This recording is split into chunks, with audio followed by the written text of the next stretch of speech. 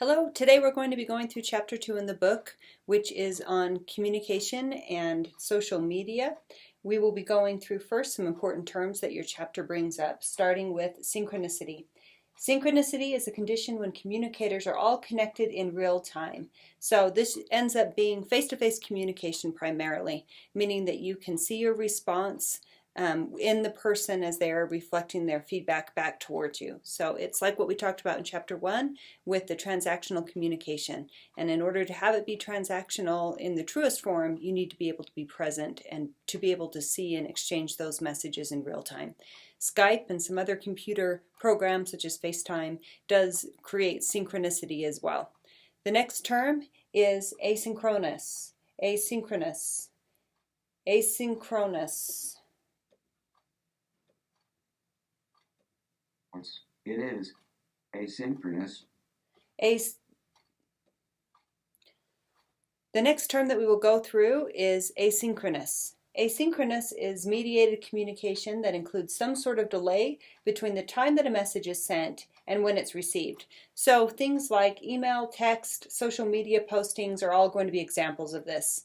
Asynchronous messages allows communicators flexibility and choice about when and how to send, receive, and exchange messages.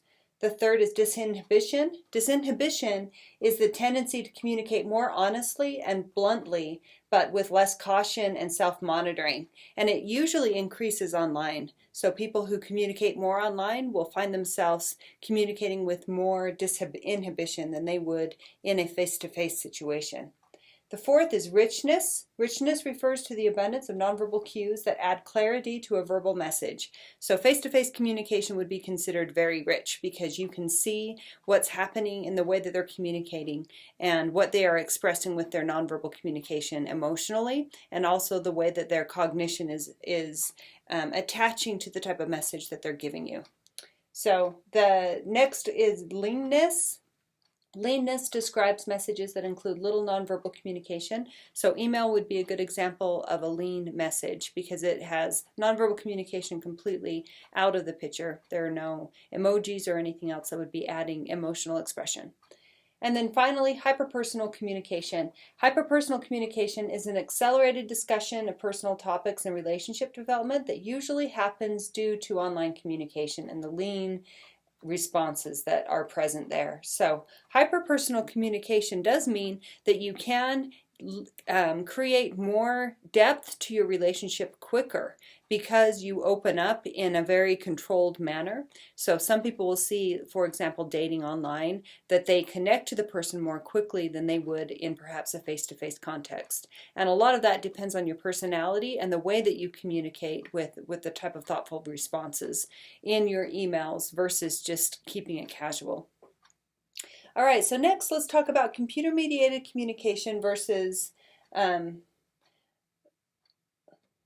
computer-mediated communication and the pros and cons that it presents in our life.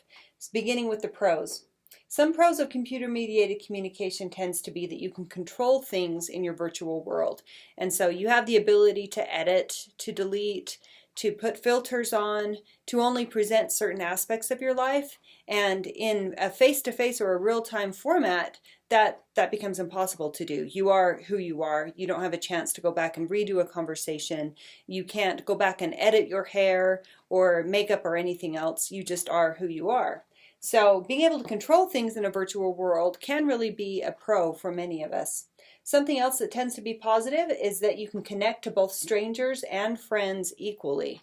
So if you want to maintain a relationship with a friend that you haven't seen since high school, computer-mediated communication makes that possible. And it also opens up the same level of depth and connectivity as you could with any of your friends using that platform, people that you have stayed connected to. So it blurs the line between relationship depth and what's attainable because everybody is on the same platform.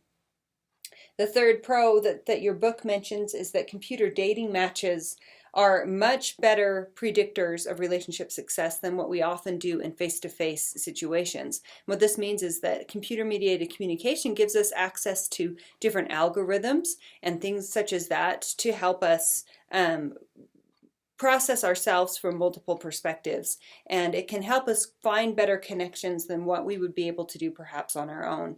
So Match.com hosts some of the best, or they tout some of the best statistics for marriage success, and it is statistically more likely that you would stay together than the national average of just 50-50. So virtual the fourth is that virtual community will provide a lot of support and availability for those who normally wouldn't have it. So suicide, alcoholism, even abuse situations, you can find a lot of support from different community members who are available online. And in our actual daily lives, having access to people who have gone through the same types of things that we are going through is usually harder to find. So having availability with those communities is really nice. And then finally, if you're shy or you're introverted, being online can be an easier way for you to communicate overall. So if an extremely shy person may never want to really go out to parties at all, or talk to other people very much, but online they may find themselves being able to open up better and more honestly than what they would in a face-to-face situation. And many would argue that being able to communicate and connect to other people through online communication is a real plus for those who have high communication apprehension. So it does help them to create the connections, even if they are done more virtually. So what about the cons of computer-mediated communication? One that's mentioned is that you might become more lonely overall if you use online communication as your primary mode. This has been studied, and we find that people who rely on online communication tend to stay indoors more. They communicate through that platform more often, and so it actually decreases the amount of connections that they have with different people rather than increases overall their social sort of attitudes. So they may be comfortable communicating through their avatar, but that comfortability isn't transferring over to where they are actually asking people out on dates or going out of their home and interacting with people in the supermarket or other places. So another one is that it may decrease your overall social skills because the online world tends to be very specific, and you can edit things, you can think about it for a delayed amount of time before you respond. It can actually create a delay in social skills in the real world where face-to-face communication doesn't allow for those same sorts of adjustments to be made. You can another one is that you can correspond directly the amount of social media use and a decrease in marital satisfaction.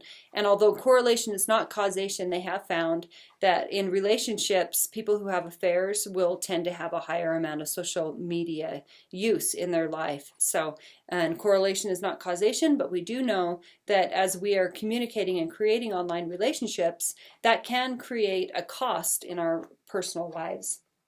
And finally, you can experience stalking and harassment online, which usually we don't see in face-to-face to the same level. So those of you with Instagram accounts or anything like that know that stalking is a real thing. You can find out a lot of information about people that you wouldn't normally ask or go out of your way to find out about. And the online platform really does allow people to have a more in-depth look at who you are, which some may eventually consider stalking or harassment. So that's a definite con.